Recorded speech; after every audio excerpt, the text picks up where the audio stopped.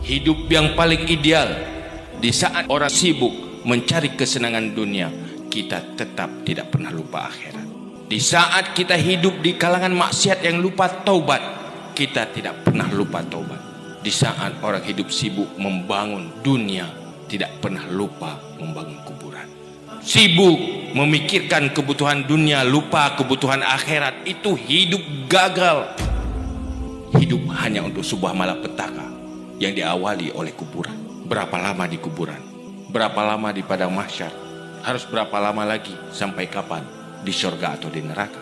Surga dan neraka ditentukan oleh bagaimana bentuk kehidupan dunia ini.